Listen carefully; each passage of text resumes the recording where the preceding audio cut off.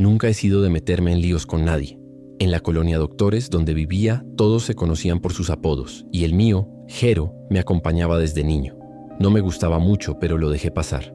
Era una de esas noches sofocantes en la Ciudad de México, y estaba en mi habitación acostado con el ventilador funcionando lentamente cuando oí un grito que me paralizó.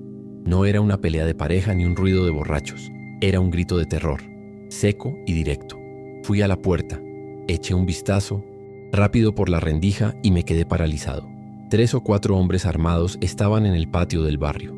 Habían derribado la puerta principal y estaban golpeando a uno de los vecinos, Checo. Ya se había metido en líos antes, pero verlo allí, en persona, era otra historia. Gritaban cosas que no entendí en ese momento. Lo pateaban en el suelo como si nada. Uno de ellos apuntó con el arma y disparó. Vi el cuerpo de Checo temblar y detenerse. Regresé a la habitación tambaleándome, temblando, tratando de no hacer ruido. Me escondí debajo de la cama como un niño con el corazón acelerado, oyendo mi propio latido en mi cabeza. Afuera, los pasos de los chicos comenzaron a extenderse. Estaban entrando en otras casas del vecindario. Oí puertas derribadas, gente llorando, más gritos ahogados. Y luego, silencio. Un silencio que me hizo sudar frío. Fue en ese momento que escuché, muy suavemente, casi como un susurro: ¿Dónde está Jero? Me quedé paralizada. No podía ser una coincidencia. Alguien allí sabía exactamente quién era yo. No tenía ni idea de cómo sabían mi apodo. Nunca había sido cercana a nadie que se dedicara a ese tipo de cosas. Siempre había trabajado discretamente. Hacía algunos trabajos esporádicos en envíos, compraba mis cosas en el mismo mercado y hablaba poco. Pero allí, debajo de la cama, al oír los pasos acercándose a mi puerta, me di cuenta de que no importaba. El sonido del pomo girando lentamente fue lo peor. Abrieron la puerta con calma, como si ya supieran que estaba dentro. Contuve la respiración. Cerré los ojos, sudando tanto que todo mi cuerpo resbalaba en el suelo de baldosas. El sonido de pasos pesados entró en la habitación. Uno de ellos se acercó mucho. Vi sus zapatos negros manchados de sangre. Y entonces, en lugar de tirar de mí o hacer algo, simplemente se detuvo. Se quedó allí parado unos segundos. Luego dijo, muy cerca del suelo: «Nos vemos, Jerito». Se fueron poco después. Oí el portazo, los gritos de las otras casas apagándose, y tardé unos 10 minutos en tener el valor de salir de debajo de la cama. Temblaba, un poco mareado, sin entender qué acababa de pasar. Salí de la habitación despacio, caminé por el patio y lo que vi parecía una masacre. 3 cuerpos en el suelo, sangre en las paredes, gente llorando, abrazándose en los rincones. Nadie me habló, nadie me miró. Volví a mi habitación, cerré todo con llave y pasé el resto de la noche despierto, sentado en el borde de la cama con la frase «hasta luego, Jerito», martilleándome la cabeza. No fue un error, sabían quién era. Y peor aún, me dejaron vivir a propósito. Al día siguiente llegó la policía, pero todos fingieron no haber visto nada. Así funcionan las cosas allí. Yo también guardé silencio, no dije ni una palabra. Pero a diferencia de los demás, sabía que había sido un mensaje. No fue un simple ataque al azar. Me buscaron, me dijeron mi apodo y me dejaron con vida como si me estuvieran dejando una advertencia. No esperé más. Ese mismo día preparé una mochila con lo básico, junté el poco dinero que tenía y me fui. Ni siquiera pasé por casa de mi madre. Tomé un autobús a otro estado y empecé a esconderme, aunque no sabía bien de dónde era. Cambié mi nombre, empecé a presentarme como Roberto. Dejé de usar las redes sociales y evité tomar fotos. Básicamente borré a Jero de mi vida, pero olvidar quién eras no es tan fácil como cambiarte de ropa. Empecé a vivir con miedo. Miedo de abrir la puerta y ver un coche desconocido aparcado. Miedo de contestar el teléfono. Miedo de que alguien me volviera a llamar Jerito. Nunca más he vuelto a vivir en un sitio fijo. Me alojo en pensiones. Comparto habitación con gente cuyos nombres ni siquiera sé y me mudo de ciudad cada 6 meses. Hay días en que incluso olvido las caras de mis vecinos porque me obligo a no crear apegos. Siento que me vigilan constantemente, aunque nunca he visto a nadie siguiéndome. Pero ese es el problema. La gente que te envía un mensaje así no necesita vigilarte para controlarte. El miedo ya hace el trabajo por ellos. He intentado volver a tener una vida normal. Conseguí trabajo como ayudante de almacén en Puebla. Empecé a ahorrar dinero e incluso pensé en alquilar un cuartito. Pero bastaba con que un desconocido me mirara un segundo más en la calle para que todo se derrumbara. Volví a sentir esa misma sensación en el estómago, esa tensión en el cuello, como si me hubieran visto de nuevo. Aquella noche en el barrio Cés, convirtió en un punto de referencia en mi vida. Está el antes, cuando creía ser solo otro tipo intentando sobrevivir, y el después, cuando entendí que para algunas personas no hace falta hacer nada malo para que te marquen. A veces basta con estar en el lugar equivocado, en el momento equivocado, con el nombre correcto. Hay días que pienso que quizá todo fue un susto, una coincidencia, una forma de asustarme por alguna razón que nunca entenderé. Pero entonces recuerdo la voz, esa voz, tranquila y firme, pronunciando mi nombre con tanta seguridad. Era como si me conocieran de años. No me robaron, ni me golpearon, ni me amenazaron. Solo me dejaron una frase que se convirtió en sentencia. Hasta luego, Gerito. Ese es el problema. No dijeron se acabó, dijeron hasta luego. Eso se me queda grabado en la cabeza como una cuenta atrás sin fin.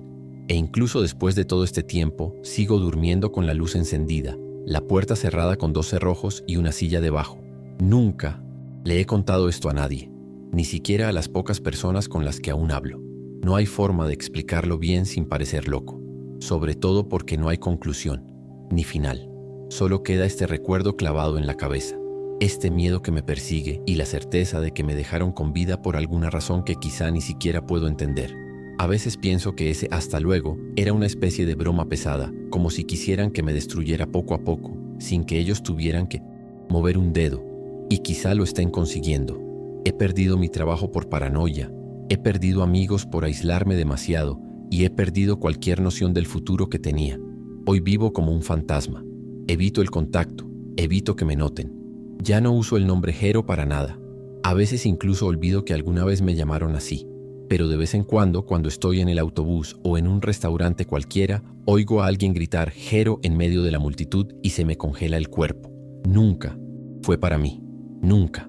Pero eso es suficiente para hacerme replantearme todo, cambiar de ciudad, desaparecer de nuevo. Lo más extraño de todo es que desde aquella noche no ha vuelto a pasar nada. Nadie me ha buscado, nadie me ha enviado un mensaje, ninguna señal. Pero eso es precisamente lo que más me asusta, porque si un día vuelven, no será para repetir la advertencia, será para cumplirla. No sé exactamente por qué escribo esto ahora. Quizás sea un intento de quitarme este peso de encima o quién sabe, solo para ver si alguien ha pasado por algo similar. Soy enfermera, vivo en un barrio tranquilo de la parte antigua de la ciudad. Me levanto temprano, voy al hospital, vuelvo cansada y nunca he sido de meterme en los asuntos de nadie. Pero ese día llegué a casa un poco antes del trabajo porque había intercambiado turnos con una compañera. Volví a casa, dejé mi bolso en la mesa y fui a cerrar la cortina de la ventana de la cocina que da al patio interior. Fue entonces cuando lo vi. Una chica a la que nunca había visto por allí estaba de rodillas, con las manos temblorosas, y frente a ella, René, mi vecino. Un hombre al que veía todos los días, que saludaba a todos con un buenas tardes y que nunca me había llamado la atención, hasta ese momento. Lo que hizo a continuación fue tan rápido como absurdo. Agarró a la chica del pelo, dijo algo que no pude oír y le clavó un cuchillo en el cuello con una calma que me dio escalofríos. Cayó sin hacer ruido. No pude moverme. Me quedé allí, paralizada, con la mano aún en la cortina. Fue entonces cuando levantó la cara, como si supiera que lo observaban. Me miró fijamente sin sorpresa alguna. Caminó despacio hasta el punto exacto donde la pared del barrio proyectaba una sombra. Levantó la vista, me miró a los ojos y preguntó, con tono tranquilo, como si preguntara la hora. ¿Lo viste? No respondí. Simplemente negué, con la cabeza diciendo que no, aunque sabía que él sabía que lo había visto todo. Y entonces sonrió. Una pequeña sonrisa como si me hubiera elegido para algo que solo él entendía. Y se fue, como si nada hubiera pasado. Me quedé allí unos minutos intentando descifrar si había sido real o si solo estaba delirando.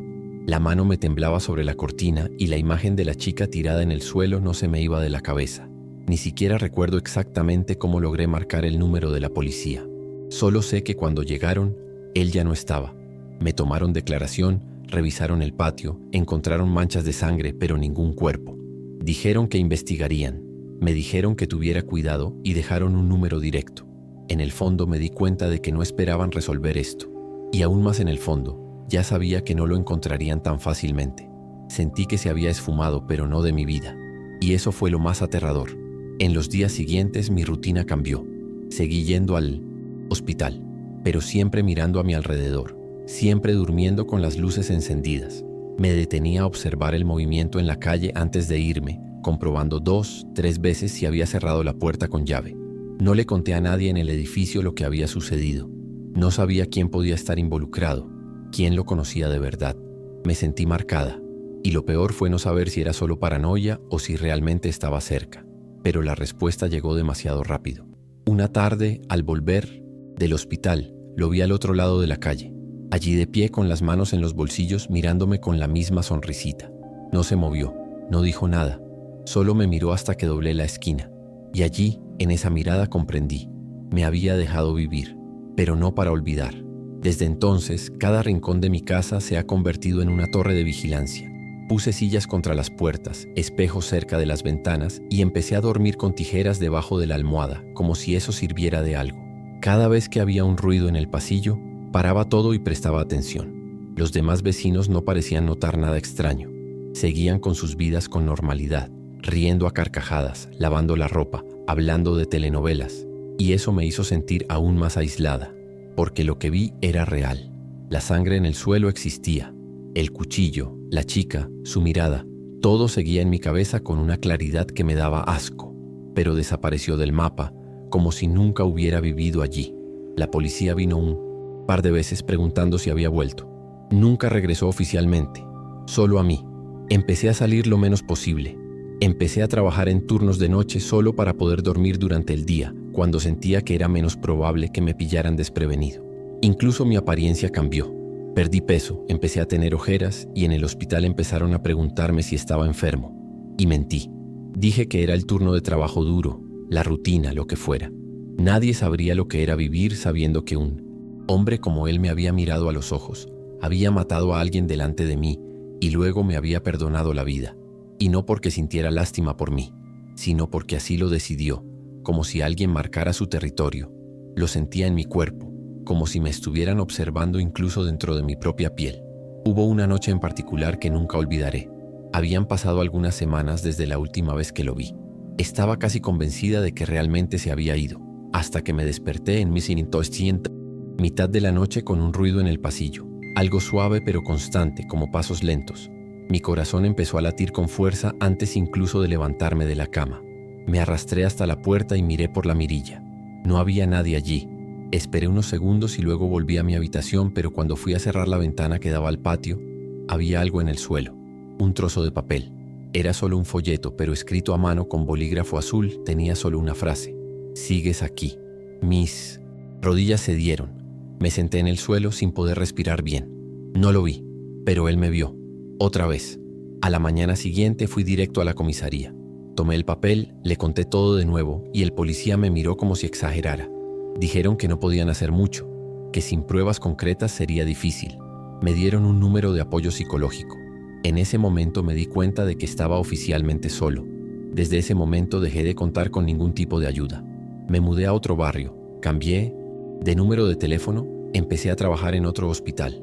Todo para intentar empezar de cero, pero traía el miedo conmigo. Porque no importa la distancia, la ciudad, el nombre en la puerta, sé que si alguna vez quiere encontrarme lo hará. Y no tendré tiempo de correr.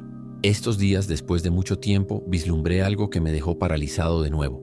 Estaba en el mercado empujando el carrito, distraído con la lista de la compra en el móvil, cuando vi a un hombre de pie cerca de la salida de Tession. Emergencia. Llevaba una gorra baja con capucha encima y me observaba. No sé si era él, pero la forma en que estaba de pie, inmóvil, con la cabeza ligeramente ladeada, era la misma. Me escondí detrás de un estante de detergentes y esperé a que se fuera. Cuando me armé de valor para salir, ya se había ido. Quizás fue solo una coincidencia, o quizás fue solo otro recordatorio de que nunca seré realmente libre, porque lo peor de todo esto no es el recuerdo del crimen ni el papel con la sentencia. Es esta espera, este miedo que nunca duerme. Cuento esto porque no sé qué más hacer con esta historia. No sé cómo procesar el hecho de haber visto cómo asesinaban a alguien y lo dejaron con vida, como si eso tuviera algún significado. No tengo ninguna conclusión que sacar, ninguna lección que enseñar. Solo sé que la vida que tenía antes ya no existe. Sigo respirando, sigo caminando como todos los demás, pero es como si no estuviera viviendo realmente. Sigo escondiéndome, tomando precauciones, esperando. Y quizás eso es lo que él quería desde el principio. No acabar conmigo de una vez por todas, sino convertirme en una sombra de lo que era. Y lo logró, porque incluso después de tanto tiempo, él sigue conmigo. En cada nueva calle, en cada mirada extraña, cada vez que me pregunto, ¿podrá ser hoy el día en que regrese? Cuando me separaron no tenía mucho que hacer. Tenía poco dinero y lo que más necesitaba era un lugar barato donde nadie me hiciera preguntas. Terminé encontrando una habitación sencilla en un barrio antiguo de la colonia Doctores. El anuncio decía espacio pequeño pero privado, y eso era todo lo que podía permitirme. Era una habitación al fondo del patio, con un suelo de madera desgastado, una ventana pequeña y pintura descascarada. El baño era compartido, al igual que la cocina. No era ideal, pero fue suficiente para empezar de cero. Me mudé un sábado por la tarde y pasé la noche empacando mis pocas cosas, intentando ignorar el olor a humedad que venía del suelo. Durante las primeras horas allí sentí algo extraño en el aire, como si la habitación estuviera sofocante por dentro, incluso con la ventana abierta. El segundo día, mientras empujaba el colchón hacia la esquina, noté un ruido hueco en las tablas del suelo. Curiosa, cogí un cuchillo de la cocina y empecé a levantarlas con cuidado. Encontré una vieja caja de metal con óxido en los bordes. Dentro había trozos de tela sucia, algo que parecía pelo y una carta doblada y escrita a mano en papel amarillento. La letra era temblorosa pero aún legible. La mujer dijo que había vivido allí antes que yo y que había algo raro en la habitación. Habló de un hombre que llamaba a la puerta todas las noches, que intentaba girar el pomo y que había encontrado pruebas enterradas bajo el suelo. Huesos, quizá trozos de personas. Escribió. Al final de la carta un nombre, Matanovias. Me advirtió que saliera de allí antes de que fuera yo la siguiente, y entonces lo comprendí. Esto no era solo suciedad, era un verdadero delito. Guardé todo en la caja, pero me quedé con la carta. Esa noche no pude dormir. Cada crujido de la madera, cada coche que pasaba por la calle, me hacía reaccionar como si alguien se acercara. Alrededor de las 2 de la mañana, oí un suave golpe en la puerta. Al principio pensé que era solo mi imaginación, pero los golpes volvieron. Rítmicos, suaves, como si alguien supiera exactamente cómo asustar sin hacer demasiado ruido. Permanecí en completo silencio, conteniendo la respiración, y escuché el pestillo girar, lentamente, como si estuvieran comprobando si había cerrado bien. Lo había hecho, y quizás eso me salvó. Después de unos segundos todo volvió a quedar en silencio, pero no pude volver a dormirme. Me senté en el borde de la cama con la carta en la mano, tratando de comprender qué estaba sucediendo. A la mañana siguiente fui directo a recepción y pregunté si alguien había visto algo durante la noche. El conserje, un hombre de unos 60 años con aspecto de haber visto demasiado, se encogió de hombros y dijo que siempre era así allí, que era un barrio viejo, lleno de ruido y vecinos raros. Regresé a mi habitación aún más tenso. Abrí la caja de nuevo y junto a la carta vi una pequeña fotografía, doblada por la mitad con los bordes quemados. Era una mujer joven, de ojos muy llamativos y cabello oscuro recogido, tomándose un selfie en un espejo roto. No la reconocí, pero la imagen me dio un mal presentimiento. Parecía más una prueba olvidada que un recuerdo. Anoté todo lo que encontré en un papel y decidí ir a comisaría al día siguiente. Pensé que denunciarlo podría, no sé, brindarme algún tipo de protección. Simplemente no esperaba lo que sucedería a mi regreso. Fui a la comisaría con la carta y la fotografía en la mano. Se lo conté todo lo más directamente posible. El agente me escuchó, tomó mis datos, tomó algunas notas y prometió enviar a alguien a investigar. Me fui a casa con la extraña sensación de que no saldría nada de aquello. Aún así, me quedé en la habitación esperando. La policía llegó a última hora de la tarde. 2 hombres uniformados, educados. Los llevé directamente a donde había encontrado la caja. Volví a quitar las tablas, o lo intenté, ¿no? Porque para mi sorpresa, la madera ya no estaba suelta. Estaba completamente fija, como si nadie la hubiera tocado. La cerré con llave. Les enseñé el punto exacto, les dije que estaba allí, que había una caja con restos, la carta, todo. La miraron, la examinaron desde arriba y dijeron que no vieron nada sospechoso. La carta había desaparecido. La caja también. Solo quedaba la foto que por precaución había dejado en el bolso. Estaba desesperada. Empecé a repetir las cosas demasiado rápido, como quien intenta convencerse a sí mismo. Los policías intercambiaron una mirada que conocía bien. La mirada que les dice que exageras o inventas. Uno de ellos me preguntó si había dormido bien, si tomaba algún tipo de medicación. Respondí secamente, pero les agradecí la visita y esperé a que se fueran. Después de que cerraran la puerta del barrio, me quedé sola en la habitación con la cabeza dando vueltas. Y fue cuando fui a buscar un vaso de agua a la cocina comunitaria que lo vi. La foto. Esa misma foto de la chica que había encontrado en la caja estaba pegada a la puerta del refrigerador, justo en el centro, como si fuera parte de la decoración. Me quedé allí, paralizada, en medio de la cocina vacía, mirando esa imagen como si me devolviera la mirada. Era como si alguien quisiera dejar claro que no estaba loca, pero yo tampoco estaba segura. Esa noche supe que no podría volver a dormir allí. Agarré mis cosas más importantes, las metí en una mochila y caminé sin rumbo, solo queriendo salir de allí. Fui a casa de una amiga, inventé una excusa y le dije que tenía miedo por unos ruidos. No le conté toda la historia, no podía. Me parecía absurdo incluso a mí. Al día siguiente volví al barrio por la mañana, con la esperanza de recoger el resto de mis cosas e irme para siempre. Pero en cuanto entré al patio, algo me detuvo. El ambiente era el mismo, pero diferente a la vez, como si el lugar supiera que volvía. Fui a mi habitación y para mi sorpresa habían cambiado la cerradura. Llamé a la puerta, pregunté qué había pasado, y el conserje dijo que creían que había abandonado la habitación y que ya la habían alquilado. Pedí al menos entrar y recoger lo mío. Dudó un momento, y luego fue a buscar la llave. Cuando por fin logré entrar, la habitación parecía demasiado limpia, como si alguien se hubiera empeñado en borrar cualquier rastro de mi presencia. Ni una sola tabla del suelo suelta, ni un solo trapo viejo. Y lo más extraño, mi ropa y mis pequeños objetos habían desaparecido. Solo quedaba una cosa sobre la cama. El folleto doblado con la fotografía, con la imagen de la misma mujer pegada en el centro.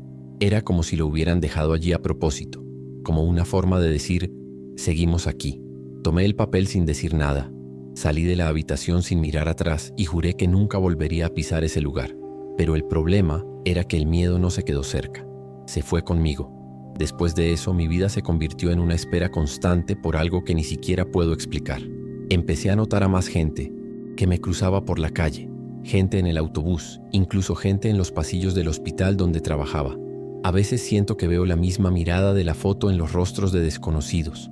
Otras veces me despierto en mitad de la noche jurando haber oído el mismo suave golpe en la puerta, igual que aquella primera vez. He cambiado de dirección 2 veces desde entonces, pero el miedo persiste. Y lo más inquietante es que nunca he encontrado información sobre el tipo matanovias. He buscado en onetesines, foros, sitios de noticias antiguos, archivos policiales. Nada. Es como si el nombre solo existiera en esa carta, la carta que desapareció como si nunca hubiera sido escrita. Pero la foto sigue conmigo. He pensado en tirarla, quemarla, pero algo me detiene, como si aún no hubiera cumplido su propósito. Hoy está guardado en un cajón que evito abrir. Pero a veces cuando llego a casa y veo la luz de la cocina encendida, aunque sé que la apagué, me pregunto si alguien entró, si alguien regresó, si alguien me dejó una nueva señal. Y por eso te cuento todo esto, porque ya no sé cómo cargar con esta duda sola. Lo que encontré en esa habitación no fue solo una caja vieja, fue una historia que nunca se contó, una vida que terminó allí en silencio y que ahora parece haberse quedado conmigo. Quizás todavía esté por aquí, quizás solo esté esperando a que baje la guardia. Pero lo que más me asusta es pensar que, aunque vuelva a escaparme, puede que ya haya elegido a otra mujer, otra habitación, otra puerta a la que llamar. Nunca he sido de los que se meten en líos. Trabajo en mantenimiento eléctrico, llevo una vida sencilla, y ese día solo quería llevar a mi esposa a casa de sus padres después de un almuerzo tranquilo. Regresábamos de Iztacalco, atravesando la colonia Doctores como siempre cuando ocurrió. Iba conduciendo despacio, sin prisas, comentando alguna tontería que había dicho, cuando oí el primer disparo. En ese momento no lo reconocí como un disparo. Pensé que era algo que había impactado el coche, pero entonces vino el segundo y el tercero. Y antes de que pudiera entender, el parabrisas se quebró de un lado y sentí un ardor increíble en un lado del brazo. El coche perdió el control y me subí a la acera, casi chocando contra un árbol. Mi esposa gritaba y solo podía pensar en agacharme, protegerla. Fueron segundos que parecieron minutos. No vi quién me disparó. Solo vi una motocicleta pasando a toda velocidad por el retrovisor y luego silencio. La gente empezó a salir de sus casas. Algunos corrieron a ayudar. Sangraba, mareado, sin entender qué acababa de pasar. Mi esposa estaba en shock, llorando, preguntando si iba a morir. Me llevaron al hospital con una herida leve en el brazo y metralla en el cuello. Sobreviví, pero algo dentro de mí permaneció en ese asfalto. Tras la confusión vino la policía a interrogarme. Dijeron que a través de las cámaras de seguridad habían descubierto que probablemente se trataba de un error, que buscaban a otro tipo con un coche idéntico al mío. Misma marca, mismo color, mismo modelo. pero tuve la mala suerte de pasar por el lugar equivocado en el momento equivocado. Cuando escuché que todo había sido un error, me dieron ganas de reír, pero era una risa nerviosa y seca, de esas que surgen cuando el cuerpo ya no sabe qué sentir. Me habían disparado, mi coche estaba lleno de cicatrices, mi mujer estaba traumatizada, todo por una coincidencia. Pasé los días siguientes intentando procesarlo. No podía dormir. Cualquier ruido en la calle me hacía saltar de la cama. Cada vez que veía una moto acercándose en el tráfico, se me paralizaba el cuerpo, me sudaba la mano en el volante. La herida del brazo sanó rápido, pero la de la cabeza, esa nunca sana. Y lo peor es que nadie te prepara para esto. Cuando todo termina y sobrevives, el mundo espera que vuelvas a funcionar. Pero ya nada funciona igual. Vendí el coche una semana después. Ni siquiera podía mirarlo. Tenía miedo de que me reconocieran de nuevo, de que me confundieran de nuevo, de que pensaran que era alguien que no era. Empecé a evitar ciertas avenidas, cambié mis rutas, empecé a tomar carreteras más largas solo para evitar pasar cerca de donde ocurrió. Hasta el día de hoy, si tengo que pasar por ese lugar, se me congela todo el cuerpo. Mi esposa fue a terapia. Lo intenté, pero no pude decir nada en las sesiones. Me sentaba, me quedaba callado y al final simplemente decía, no sé, porque eso era lo que sentía, que ya no sabía cómo vivir. Y aunque todos decían que fue un shock, que podría haber sido peor, pensaba, ¿cómo podría ser peor? Estoy vivo, pero ya no soy el mismo que se subió a ese coche ese día. Después de eso empecé a desarrollar algunos hábitos extraños. Antes de salir de casa miro por la ventana 3 veces. Cuando camino mido la distancia entre mí y los coches aparcados. Siempre escucho a cualquiera que se acerque por detrás. Vivir así es agotador. Y es solitario porque no quieres parecer débil, pero tampoco puedes fingir que todo está bien. A veces me despierto en mitad de la noche con el sonido de un disparo en la cabeza, como si volviera a ocurrir. Y lo peor es que nadie lo entiende realmente. Para quienes lo ven desde fuera, fue un error. Se acabó. Se acabó. Para mí, ahí empezó. Empezó esta versión de mí que ya no confía en el sonido de los tubos de escape, las sombras en el retrovisor ni en una esquina vacía. Es como si la ciudad se hubiera convertido en un lugar hostil, incluso en las calles que antes me parecían normales. Un día paré en un semáforo y una moto se paró a mi lado. Era solo un repartidor, uno de esos que funcionan con apps, pero mi cuerpo reaccionó como si fuera a morir. Sentí mareos, mi visión se volvió borrosa y mi primer impulso fue acelerar y salir de allí. Por supuesto no lo hice. Me quedé quieto con el corazón en la garganta y cuando la luz se puso verde conduje despacio, tratando de respirar. Después de eso empecé a tomar más autobuses. Me sentí menos vulnerable. Curioso, ¿verdad? Un autobús lleno de gente, ruidoso y desconocidos, me hacía sentir más seguro que mi propio coche. Pero eso es lo que hace el miedo. No tiene que ser lógico, solo tiene que ser constante. Y en mi caso, lo es. Está en cada esquina, en cada calle, en cada reflejo. Mi esposa intentó volver a su rutina, pero algo en ella también cambió. Empezó a llamarme más a menudo cada día, preguntándome dónde estaba, a qué hora volvía. Al principio pensé que era por precaución. Luego me di cuenta de que era por miedo. También sentía que podría volver a pasar en cualquier momento. Empezamos a distanciarnos de la gente. Dejamos de salir por la noche. Rechazamos invitaciones. Incluso empezamos a evitar a la familia. Porque cada vez que pensábamos en salir en coche, era como si una sombra nos envolviera. E incluso cuando no hablábamos de ello, el tema estaba ahí. Siempre estaba ahí. La tensión en nuestros ojos, el silencio en medio de la cena, el recuerdo de ese día flotando como humo que no se disipaba. Una vez me preguntó en voz baja, como si le diera vergüenza pensar, ¿crees que volverán? Y esa pregunta se me quedó grabada, porque racionalmente sé que no, que fue un error, que fue una cruel coincidencia, pero emocionalmente no sé nada más. La ciudad que conocí ha cambiado. Las calles, las farolas, las fachadas, todo parece esconder una amenaza invisible. Y lo peor es que a veces me sorprendo mirando otros coches iguales al mío, intentando imaginar si el hombre indicado sigue ahí fuera, si el que debería haber recibido las balas sigue conduciendo como si nada. Y entonces llega el peso de saber que me eligieron por error, pero que sufrí el verdadero trauma en lugar de otra persona, como si me hubieran condenado sin culpa. Hoy, cuando pienso en ese día, ya no siento rabia, siento vacío, un cansancio que no desaparece con el descanso. Seguí viviendo, pero siempre con un pie en la arena. Nunca más volví a sentirme 100% segura de estar a salvo, ni siquiera dentro de mi propia casa. Cualquier ruido a deshora me levanta, cualquier coche aparcado demasiado tiempo en la calle me inquieta. Y eso no desaparece. La vida continúa, la cicatriz se ha convertido en una fina línea en mi brazo, pero recuerdo cada segundo de ese día como si hubiera sido ayer. Y lo peor es que no tiene fin. No hubo justicia, ni disculpa, ni resolución. Solo queda el miedo, y lo que dejó en mí. Escribo esto porque a veces siento que necesito sacarme esto de la cabeza antes de que me consuma por completo. Quizás alguien lo lea y lo entienda. Quizás alguien que ya haya pasado por algo similar. De verdad no se lo deseo a nadie, porque sobrevivir es solo la mitad de la batalla. Lo difícil es aprender a vivir con lo que queda después. La ciudad es la misma, pero para mí se ha convertido en un lugar diferente. Y por mucho que intente seguir adelante, sé que ese día en Doctores me acompaña en cada parada repentina, cada curva cerrada, cada moto que se acerca. Y siempre estará ahí. Eran casi las 11 de la noche cuando acepté el último pedido del día. Ya estaba cansado, pero el precio era bueno y la dirección no parecía tan lejana. Una calle escondida en la colonia Doctores. Conozco bien la zona. He hecho entregas allí varias veces. Pero esa noche algo me pareció extraño desde el principio.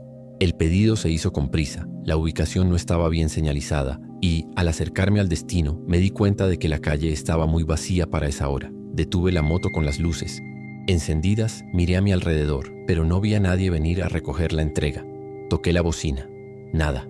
Fue entonces cuando oí el primer disparo. Fuerte, seco, demasiado cerca.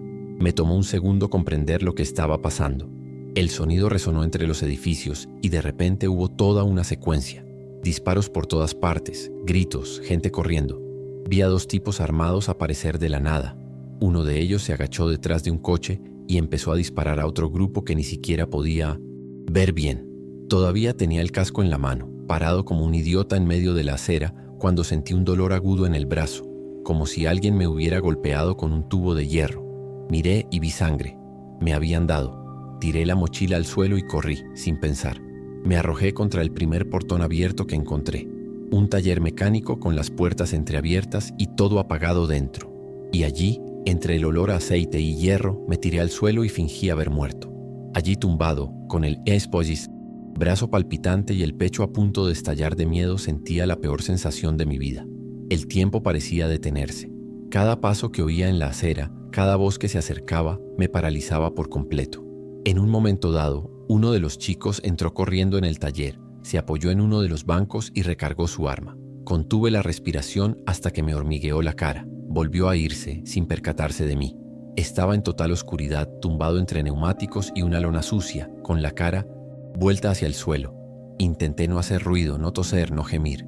Sentía un sudor frío, temblando sin control. El dolor del brazo era intenso, pero no era nada comparado con el terror de ser descubierto. Sabía que si hacía algún ruido, cualquier movimiento, no saldría vivo de allí. Tras lo que pareció una eternidad, cesaron los disparos. Aún oía gritos lejanos, motores acelerando y luego silencio. Me quedé quieto otros 15 minutos, escuchando los latidos de mi corazón. Cuando creí poder moverme, me senté lentamente y me apoyé en una pila de cajas. Me quité la camisa con la mano sana y me la até al brazo para detener la hemorragia. No veía cuánta sangre había perdido, pero tenía que salir de allí. Cojeé por el garaje, temiendo que alguien me estuviera esperando. La calle estaba vacía. Agarré la moto con la mano izquierda y la empujé hasta doblar la esquina. Cuando estuve seguro de que nadie me seguía, me subí y fui directo a casa de un amigo. No fui al hospital, no fui a la comisaría. Esa noche lo único que quería era seguir con vida. Pasé 2 días encerrado en mi habitación sin hablar con nadie. El brazo se me hinchó y me dolía muchísimo, pero lo traté como pude. Alcohol, gasas y un cabestrillo improvisado. Les mentí a todos diciendo que me había caído de la moto. Mi madre incluso intentó llevarme al hospital, pero me negué. No quería tener que dar explicaciones. Sabía cómo funcionaban las cosas allí. Si te conviertes en testigo de algo, aunque sea sin querer, puedes acabar peor que la persona que murió. Y no quería que mi nombre apareciera en ningún informe. Solo quería olvidarlo. Pero olvidar no es tan sencillo, porque el cuerpo puede recuperarse, pero la cabeza sigue ahí clavada. Cada vez que cierro los ojos veo a ese tipo recargando su arma a pocos metros de mí, como a cámara lenta. Desde ese día no he vuelto a aceptar pedidos de esa zona. Cualquier viaje que aparece en la app con dirección en Doctores, lo cancelo sin pensarlo 2 veces. Incluso he empezado a evitar pasear por allí, incluso de día. Mis compañeros de reparto creen que es una moda, dicen haber visto cosas peores, pero solo quienes han estado a punto de morir entienden lo que es vivir con ese recuerdo pegado a la piel. A veces me despierto con el sonido de un disparo en la cabeza, incluso cuando todo está en silencio. Incluso he tenido ataques en plena calle, solo por ver a alguien con capucha en la esquina. Y lo más loco es que nadie lo sabe. Nunca he dicho la verdad, ni siquiera mi mujer. Cree que la lesión fue por una mala caída. Y quizás sea lo mejor, porque si te lo contara todo, creo que no podría terminar la frase. Con el tiempo, la herida sanó, pero yo era diferente. Dejé de trabajar hasta tarde y empecé a elegir solo pedidos cortos, preferiblemente en barrios que conocía bien, y eso me daba cierta sensación de control. Aún así, el miedo nunca desapareció. Hubo una vez que me detuve a entregar un bocadillo en una puerta y alguien encendió un petardo en la calle, de esos que se usan para los niños, ¿sabes? Todo mi cuerpo se congeló. Dejé caer el paquete al suelo y me alejé rápidamente sin mirar atrás. El cliente gritó algo, pero no lo oí. Solo podía pensar en salir de allí. Es como si ese sonido hubiera sido el detonante directo de ese momento en que pensé que iba a morir. No es solo un susto. Es como si el pasado te arrastrara de vuelta a él, incluso cuando todo parece tranquilo. También dejé de pasar por delante de ese taller. Una vez necesitaba ir al centro y tomé un camino que casi me lleva allí. Cuando me di cuenta, di la vuelta y caminé 15 minutos para evitarlo. Es extraño cómo un lugar puede convertirse en símbolo de trauma. Esa calle era solo una más en el mapa antes. Ahora se siente como si te pesara. Una especie de sombra que te sigue, incluso cuando intentas fingir que no pasó nada. He pensado en buscar ayuda, hablar con alguien, pero cada vez que estoy a punto de hacerlo, una voz en mi cabeza me dice: olvídalo, sobreviviste. Eso es lo que importa.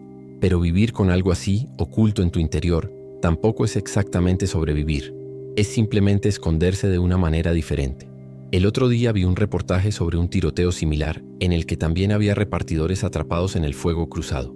Y eso me impactó profundamente, porque me di cuenta de que para quienes nunca lo han vivido es solo una noticia más.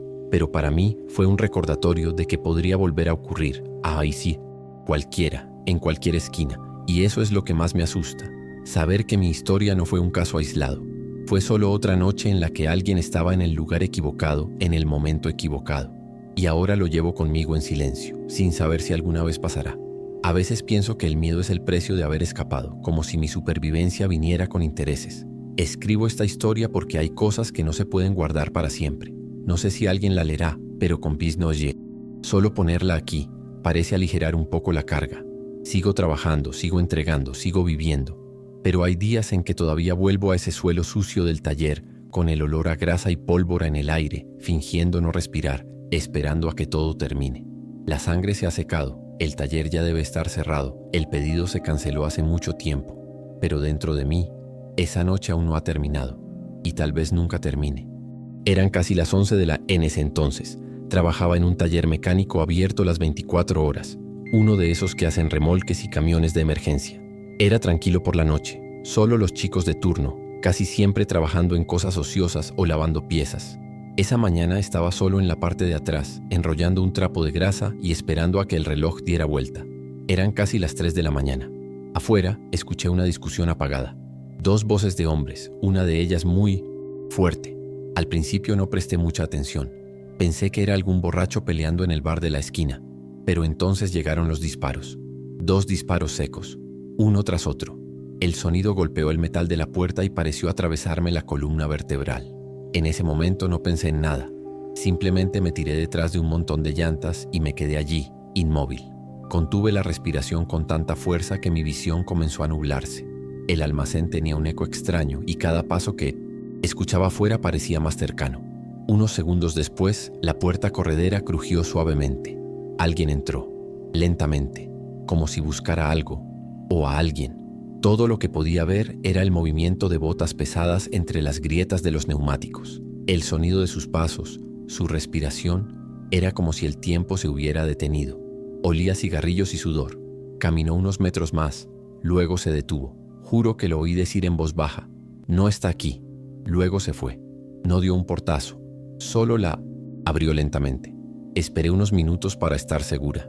Cuando tuve el coraje de levantarme, mis piernas apenas respondían.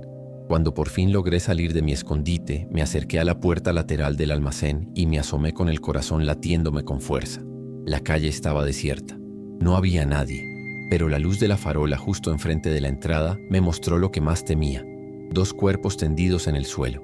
Uno de ellos aún sostenía una mochila. El otro estaba boca arriba, con los ojos abiertos. Me quedé allí, inmóvil, contemplando la escena como si fuera parte de una película que no quería ver. La sangre corría por la cuneta y el silencio de la calle parecía burlarse de todo. Sabía que no podía tocar nada, ni acercarme. Solo sabía que tenía que hacer algo, pero al mismo tiempo tenía que protegerme. Regresé a la bodega, agarré mi celular y llamé a la policía a un número restringido. Hablé rápido, fingiendo ser solo un vecino que había escuchado disparos. Les di la dirección y colgué antes de que hicieran más preguntas. Luego me quedé adentro, escondido de nuevo, esperando a que sonaran las sirenas. Cuando vi las luces parpadear en la esquina, dejé la reja entreabierta y salí por la parte de atrás. Me fui a casa sin hablar con nadie. Al día siguiente mentí en el trabajo. Dije que me había enfermado y me fui temprano. Mis compañeros hablaron de los cuerpos. Dijeron que había sido un ajuste de cuentas, algo serio. Solo asentí como si lo oyera por primera vez. Por punk. Dentro estaba hecho pedazos. En los días siguientes no pude dormir bien. Cualquier ruido en la calle me paralizaba el cuerpo. Incluso el sonido de un coche pasando despacio me ponía en alerta. La imagen de los 2 cuerpos no se me iba de la cabeza. Era como si estuvieran allí, en el suelo del almacén, cada vez que cerraba los ojos. Lo más difícil fue recordar el momento en que el tipo entró, caminó entre las llantas y casi me vio. No sé si me vio, si decidió perdonarme o si simplemente no se dio cuenta. Pero el miedo a ser notado me acompañó como una sombra pegada a la espalda. Y este miedo comenzó a extenderse a todo. Empecé a desconfiar de cada rostro, de cada cliente que llegaba de noche, de cada coche que aparcaba cerca. Una semana después dejé mi trabajo. Inventé una excusa. Mi madre estaba enferma y tenía que volver al campo. Mi jefe ni siquiera me preguntó mucho. Creo que notó en mi cara que no me encontraba bien. Dejé el trabajo, bloqueé los números de teléfono de los que trabajaban en el turno de noche e intenté seguir adelante. Pero no pude olvidar. Por mucho que lo intentara, el recuerdo de esa noche volvía a mí constantemente. A veces voy caminando por la calle y de repente recuerdo el sonido de sus botas sobre el cemento sucio del almacén, el olor a grasa mezclado con pólvora. Y entonces pensé, ¿y si sabía que alguien lo había visto? ¿Y si estaba esperando el momento oportuno? Desde entonces he evitado hablar de esa noche con nadie. Nunca se lo he contado, a mi novia ni a mis amigos. Saben que dejé el trabajo de repente, pero creen que fue solo estrés. Y quizá lo fue, de esos que te dejan una cicatriz para siempre. Ya no puedo andar por lugares tranquilos, ni estar solo en un almacén, un garaje, ni nada parecido. Si veo a 2 personas discutiendo en la calle, cruzo al otro lado. A veces, el sonido de algo cayendo me hace tirarme al suelo instintivamente, como si los disparos volvieran a empezar. El cuerpo aprende a sobrevivir, aunque la mente nos pueda seguirle el ritmo. El otro día soñé que me escondía detrás de los neumáticos otra vez, pero esta vez me encontró. Desperté sudando, con el corazón acelerado, como si de verdad hubiera huido. Y lo peor es que el sueño parecía real, porque todo sigue fresco en mi memoria. El eco de los disparos, la sensación de ser perseguido, la duda de si me habían visto o no. A veces pienso que quizás sí me vio y solo me dejó vivir para ver cuánto tiempo podía soportar esto. Y mira, no es fácil. La ciudad sigue igual. Las calles, el tráfico, los ruidos. Pero para mí, todo es diferente. La noche en ese taller todavía me da vueltas en la cabeza, como si hubiera sucedido ayer. Hay días que pienso en volver allí, solo para ver si el lugar sigue existiendo, si el taller sigue abierto, si alguien habla de lo que pasó, pero sé que no tendría el valor. Solo imaginarme caminando por esa calle de nuevo me sudan las manos.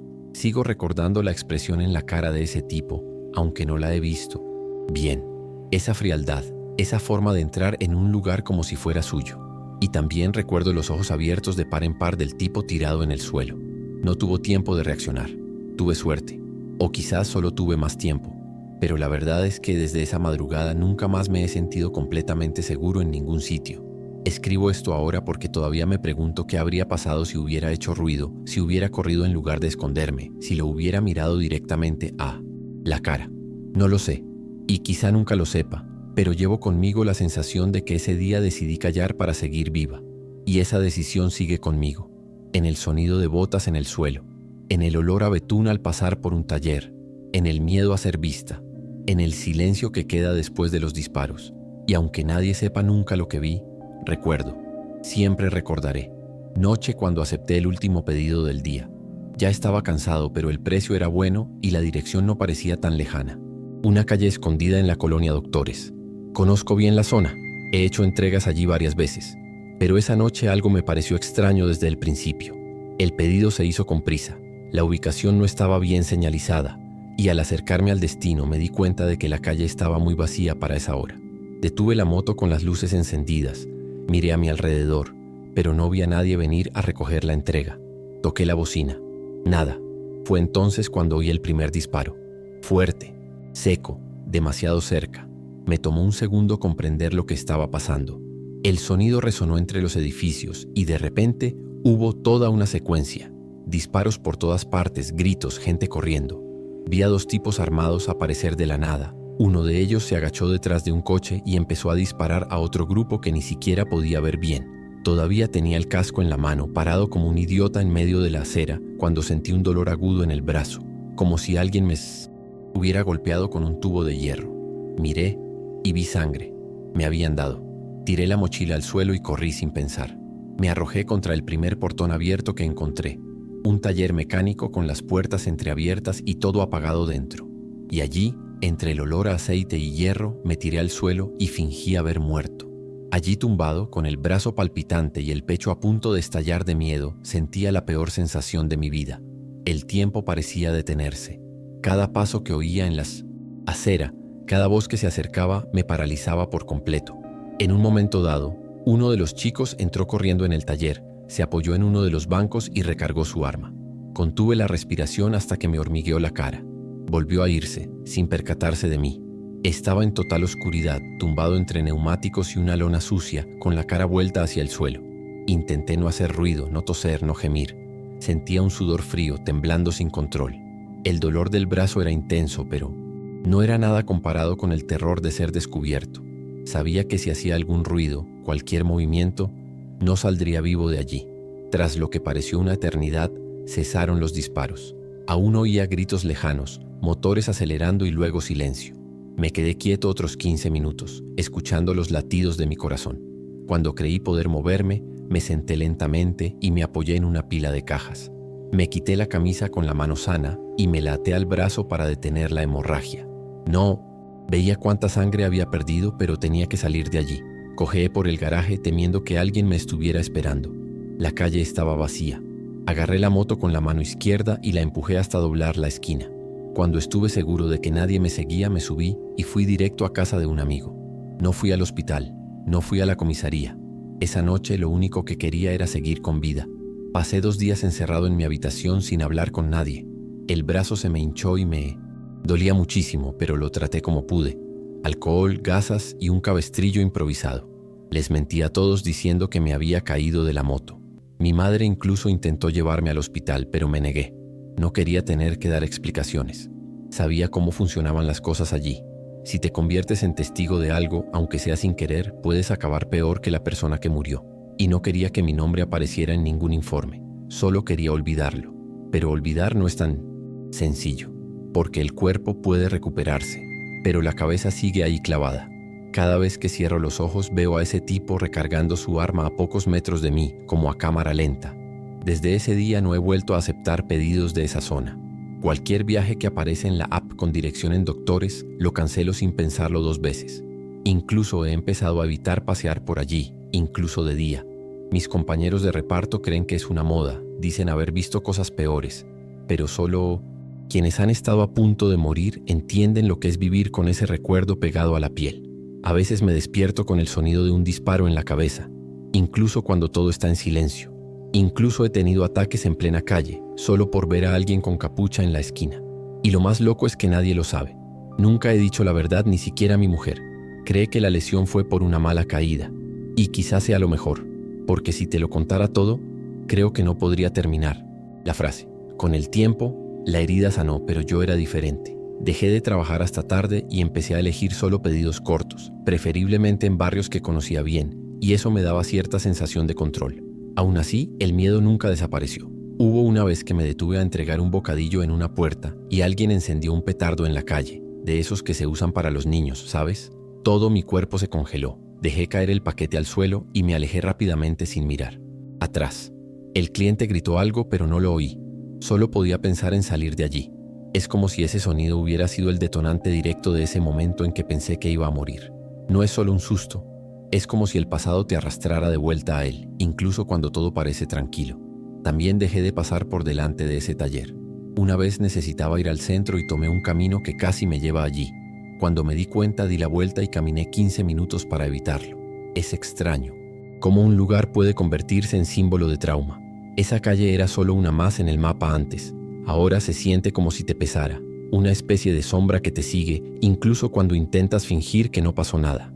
He pensado en buscar ayuda, hablar con alguien, pero cada vez que estoy a punto de hacerlo, una voz en mi cabeza me dice: olvídalo, sobreviviste, eso es lo que importa. Pero vivir con algo así, oculto en tu interior, tampoco es exactamente sobrevivir. Es simplemente esconderse, de una manera diferente. El otro día vi un reportaje sobre un tiroteo similar, en el que también había repartidores atrapados en el fuego cruzado. Y eso me impactó profundamente, porque me di cuenta de que para quienes nunca lo han vivido, es solo una noticia más. Pero para mí, fue un recordatorio de que podría volver a ocurrir, a cualquiera, en cualquier esquina. Y eso es lo que más me asusta. Saber que mi historia no fue un caso aislado. Fue solo otra noche en la que alguien estaba en el lugar equivocado en el momento equivocado. Y ahora lo llevo conmigo en silencio, sin saber si alguna vez pasará. A veces pienso que el miedo es el precio de haber escapado, como si mi supervivencia viniera con intereses. Escribo esta historia porque hay cosas que no se pueden guardar para siempre. No sé si alguien la leerá, pero con solo ponerla aquí parece aligerar un poco la carga. Sigo trabajando, sigo entregando, sigo viviendo. Pero hay días en que todavía vuelvo a ese suelo sucio del taller, con el olor a grasa y pólvora en el aire, fingiendo no respirar, esperando a que todo termine. La sangre se ha secado, el taller ya debe estar cerrado, el pedido se canceló hace mucho tiempo, pero dentro de mí esa noche aún no ha terminado, y tal vez nunca termine. Me había divorciado hacía poco, intentando ahogar la soledad tras meses de trámites legales y agotamiento emocional. Nunca he sido de salir mucho, pero ese viernes terminé yendo solo a un pequeño bar en la colonia Doctores, más que nada para evitar pasar la noche mirando al techo. Pedí una cerveza, luego otra. Me senté cerca de la barra, en silencio, simplemente observando. Fue entonces cuando ella se acercó, morena, de sonrisa fácil y mirada directa. Empezó a charlar como si me conociera de algo. Ni siquiera me había dado cuenta de lo necesitado que estaba hasta ese momento. Me reí y empecé a seguirle la corriente. Me ofreció una copa y, a pesar de todas las advertencias que siempre hemos escuchado, acepté. Creí que tenía el control, que sabía cómo protegerme. Estaba completamente equivocado. Lo que recuerdo después de eso vienen destellos, el sonido apagado de la música, las luces parpadeando, su mano en mi brazo, luego oscuridad. Cuando abrí los ojos, me dolía todo el cuerpo y el aire se sentía pesado. Estaba desnudo, en una habitación sucia con piso de cemento y paredes desconchadas. Intenté levantarme y vomité al instante. Sentía el cuerpo flácido, la cabeza me daba vueltas y tenía un sabor extraño en la boca. Todo olía a polvo y óxido. Mi ropa, mi celular, mi billetera, todo había desaparecido. Logré arrastrarme hasta la puerta que estaba entreabierta y caminé tambaleándome por un pasillo oscuro hasta encontrar una escalera. La calle parecía otra dimensión. Un hombre me vio tirado cerca de la acera y llamó a una ambulancia. Así es como sobreviví. Apenas. En el hospital me dijeron que me habían envenenado con alguna sustancia que probablemente habían puesto en mi bebida. Algo que se usa para dejar inconsciente a la gente, pero en dosis altas. Mis análisis mostraron signos de deshidratación, intoxicación e incluso arritmia. Si hubiera esperado más tiempo para que me trataran, podría haber muerto. Me mantuvieron en observación durante 2 días, en Monte Saint-Osyms. Silencio, tratando de comprender cómo había sucedido todo tan rápido. El médico me preguntó si quería presentar una denuncia ante la policía. Al principio dudé. Fue humillante. Me sentí estúpido, vulnerable. Una abogada con años de experiencia había sido engañada de esa manera. Pero algo dentro de mí no quería que pasara desapercibido. Di el nombre del bar y le conté lo que recordaba de su cara. No era mucho, pero parecía que no era el único. Unos días después la policía me contactó. Dijeron: que ya estaban investigando a un grupo de mujeres involucradas en casos similares. Se acercaban a los hombres solos, los drogaban y les quitaban todo: tarjetas, celulares, incluso información personal. Uno de los oficiales me mostró fotos. Me tomó un tiempo, pero reconocí la sonrisa de una de ellas. Era la misma mujer del bar. La investigación avanzó y unos meses después me citaron a declarar. Me senté en el tribunal, lo conté todo, reviví esa noche frente a extraños. La vi sentada a la defensiva, con la misma calma de alguien que lo había hecho muchas veces antes. Fue condenada, junto con otros 2 cómplices. Mucha gente me felicitó por mi valentía, pero no me sentí valiente. Me sentí expuesta, rota, como si me hubieran robado algo dentro junto con mi billetera. Después de eso muchas cosas cambiaron. Dejé de beber por completo. El olor a alcohol me daba náuseas. Perdí las ganas de salir, de hablar con desconocidos, de confiar en cualquier enfoque que pareciera demasiado natural. Desarrollé una especie de vigilancia constante, como si cada gesto a mi alrededor pudiera ocultar una amenaza. Amigos cercanos decían que me había excedido, que no podía aislarme del mundo, pero quienes no han pasado por eso nunca lo entenderán. No es solo el miedo a ser engañado de nuevo, es la vergüenza de haber bajado la guardia, de haber caído. La sensación de impotencia me consumía. Durante mucho tiempo incluso evité caminar por ciertas calles de la ciudad. Colonia Doctores. Entonces, nunca volví a poner un pie allí. Regresé al trabajo, pero ya no era lo mismo. Yo, que siempre había sido segura y directa, empecé a desconfiar de todo y de todos. Evitaba los casos con víctimas. No quería oír historias que me recordaran las mías. Tenía ataques de ansiedad, falta de aire, noches de insomnio. El recuerdo de esa habitación sucia volvía de la nada, en el tráfico, en la fila del banco, durante una reunión. El vacío que sentí al despertar allí es indescriptible. Era más que miedo. Era la sensación de haber sido abandonada a su suerte. Abandonada. Y por alguna razón, eso era más doloroso que el propio robo. Saber que alguien te miró y decidió que tu vida no valía nada, eso afecta a cualquiera. Una noche soñé que volvía al bar, pero esta vez cuando me ofreció una copa, la rechacé. Pero en el sueño, incluso sin beber, desperté en la misma habitación abandonada. Era como si la trampa ya estuviera tendida. Desperté sudando, con el corazón acelerado, y tardé un poco en darme cuenta de que estaba a salvo. Desde entonces comprendí que lo que me marcó no fue solo lo que pasó, sino lo que podría haber pasado. Era como si mi mente repitiera la idea de que casi muero y que cualquier distracción podría costarme caro. Me distancié de mucha gente, dejé de aceptar invitaciones, me encerré durante meses intentando encontrar un equilibrio. Lo más difícil de contar esta historia no es el hecho en sí, son las consecuencias. Es tener que lidiar con las miradas de la gente que piensa que fuiste estúpido, que te lo merecías, que fracasaste. Nadie lo dice directamente, por supuesto, pero se siente. Te conviertes en una especie de advertencia andante, una historia que otros cuentan a sus amigos como mira lo que puede pasar si no prestas atención. Y eso te marca. Me marcó a mí. Hasta el día de hoy, cuando alguien se me acerca de una manera demasiado amable, demasiado amigable, retrocedo. No distingo entre ser cuidadoso y ser una trampa. Y lo peor, aunque sobreviví, la sensación que queda es que una parte de mí sigue en esa habitación. Y tal vez nunca me fui. Hoy puedo hablar de ello sin temblar, pero no sin sentirlo. Cada vez que lo cuento, lo revivo todo de nuevo. Y quizás por eso evité contárselo a mucha gente, porque revivirlo duele. Mis días son más tranquilos ahora, pero no son fáciles. Sigo mi rutina, trabajo, leo, intento distraerme, pero ya no soy el mismo. Esa confianza ciega que tenía, de que podía salir, beber, hablar, vivir con cierta ligereza, murió esa noche. No he vuelto a beber desde entonces.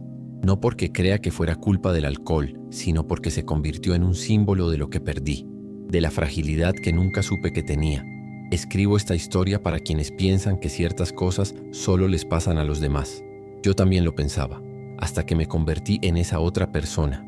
Sobrevivir no me hizo más fuerte, me hizo más atenta, más contenida, quizá más fría, pero definitivamente menos confiada. Hostia. Veces todavía me sorprendo preguntándome cómo habría sido si hubiera dicho no en ese bar, pero no lo hice. Y desde entonces he cargado con el peso de haber confiado en la persona equivocada.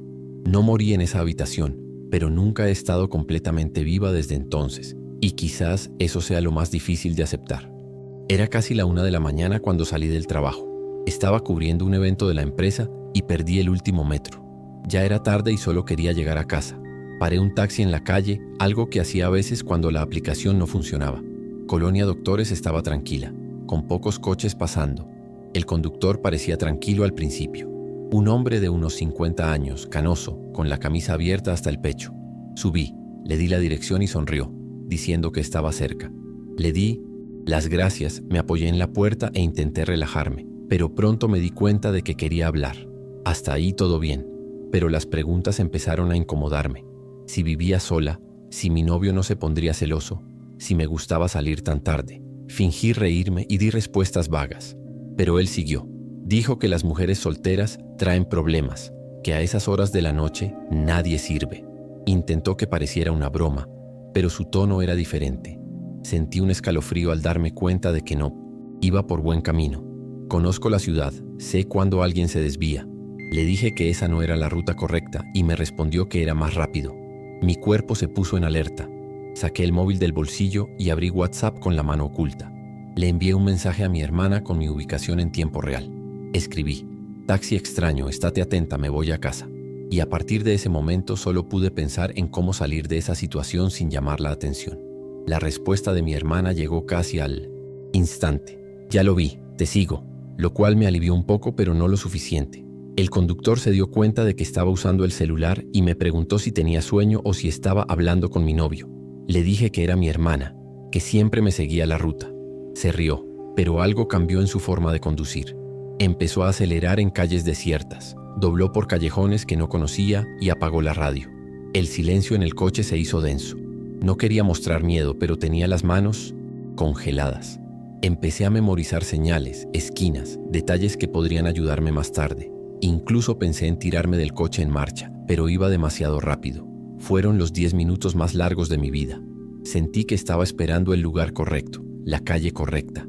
Podía ver sus ojos en el espejo retrovisor y me miraba fijamente como si estuviera decidiendo algo. Fue entonces cuando oí una sirena a lo lejos. La primera, luego una segunda más cerca. El taxi giró hacia una calle estrecha y de repente 2 patrullas bloquearon la parte delantera del coche. Frenó de repente. Un policía abrió la puerta de mi lado gritando mi nombre. No sé cómo lo supieron. Tal vez mi hermana me había dado más que solo la ubicación. Salí corriendo del coche y fui directo a su regazo, donde ella había venido conmigo. El conductor fue esposado en el acto, sin siquiera protestar. El policía dijo que ya era sospechoso de otras desapariciones. Lo único que pude hacer fue llorar. En la comisaría me preguntaron todo, cada detalle, cada palabra que decía. Se lo conté con voz temblorosa intentando controlarme, pero por dentro estaba hecha pedazos. Descubrí que tenía antecedentes y que había 2 casos abiertos de mujeres desaparecidas que habían tomado un taxi en la misma zona. Temblaba solo de pensar en lo que podría haber pasado si mi hermana no hubiera contestado el teléfono de inmediato, o si no hubiera tenido el valor de enviarles mi ubicación. Me liberaron al amanecer, pero no pude irme a casa. Dormí en la habitación de mi hermana, abrazada a ella, como si volviera a tener 8 años. No fue hasta el día siguiente que caí en la cuenta. En los días siguientes mi vida cambió. Ya no podía caminar sola al anochecer. Tuve que cambiar mi rutina, mi horario de trabajo, incluso mi trayecto al trabajo. Pedí un cambio de departamento en la empresa, alegando motivos personales.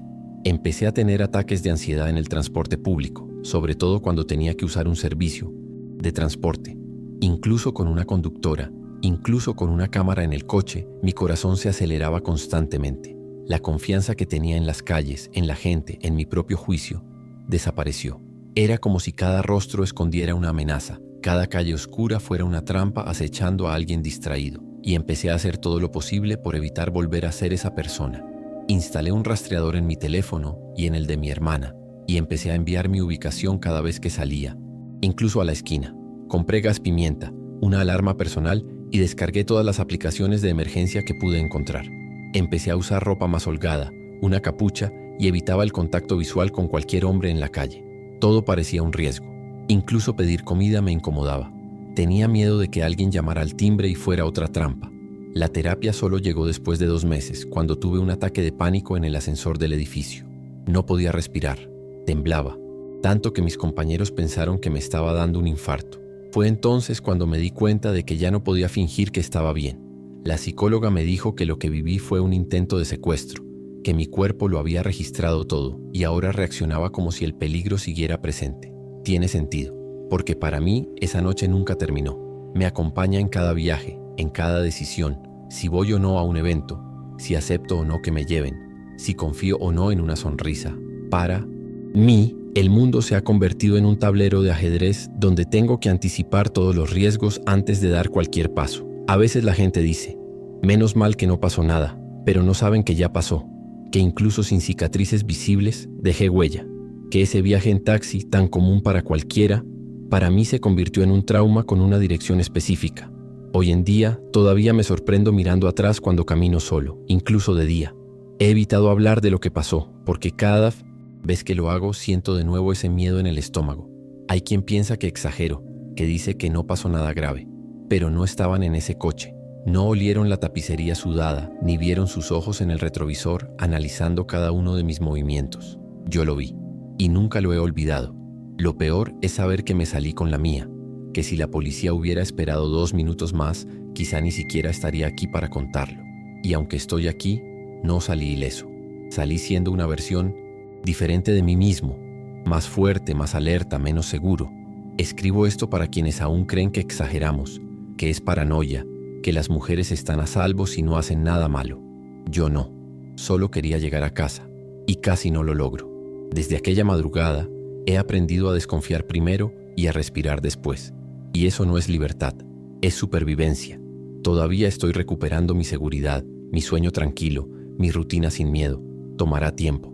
Pero si algo aprendí esa noche, es que mi instinto me salvó. Y que por desgracia confiar demasiado en el mundo puede ser el error más caro de la vida. Porque para algunos, el peligro no nos avisa. Aparca, sonríe y nos dice que el camino es más rápido. Acepté el viaje porque el precio era demasiado alto para rechazarlo. Era tarde en la noche y ya estaba pensando en cancelarlo, pero entonces apareció la orden de pago doble y la calificación del pasajero fue perfecta. El nombre en la aplicación era Javier. Cuando subió al coche me di cuenta de que algo andaba mal. Era educado, incluso demasiado educado. Sonreía mucho, hablaba despacio y me preguntaba sobre mi vida como si me estuviera estudiando. Dijo que necesitaba ir a algún lugar fuera del centro y que me daría indicaciones. Al principio pensé que era un tipo excéntrico más, pero a medida que nos alejábamos de la ciudad, el ambiente empezó a ensombrecerse. Su voz se volvió más seca, las preguntas desaparecieron, y cuando me detuve en un semáforo en una avenida desierta, todo cambió. Un segundo hombre entró por la puerta trasera, de repente. Tenía un cuchillo en la mano y una mirada gélida. Me dijo que me callara y siguiera conduciendo. Simplemente obedecí. Los dos empezaron a hablar en voz baja, como si yo no estuviera allí. Hablaron de un lugar confirmado y de gente ya conectada al sistema. Mi corazón latía tan fuerte que pensé que me iba a desmayar al volante.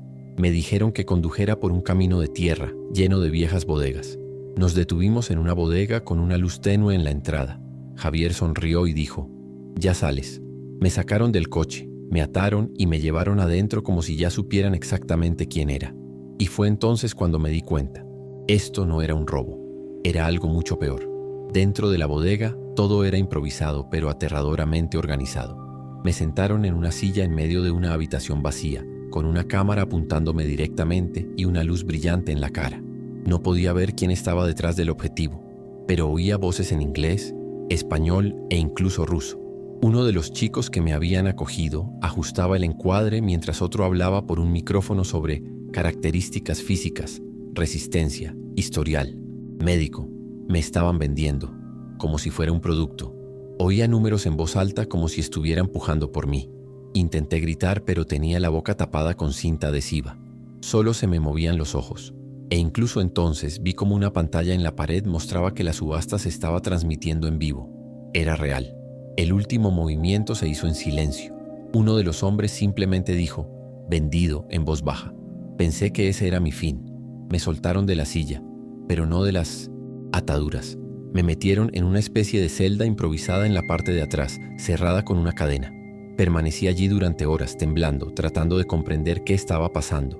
Y fue allí, en medio de esa oscuridad, que oí los primeros disparos. Gritos, puertas derribadas, un fuerte golpe seguido de varios más. La confusión duró unos minutos, hasta que alguien abrió mi celda con una linterna en la cara y simplemente dijo, quieto y ven conmigo. Era un equipo armado, uniformado, pero sin identificación, sin escudo de armas, sin explicación. Me metieron en un coche y desaparecieron conmigo en la noche. Me dejaron a kilómetros de la ciudad en una gasolinera abandonada. Uno de los hombres simplemente me dijo: olvídalo, vive tu vida. Me dieron una mochila con agua, un simple celular y algo de dinero. Y se fueron. No les pregunté nada, ni tuve tiempo.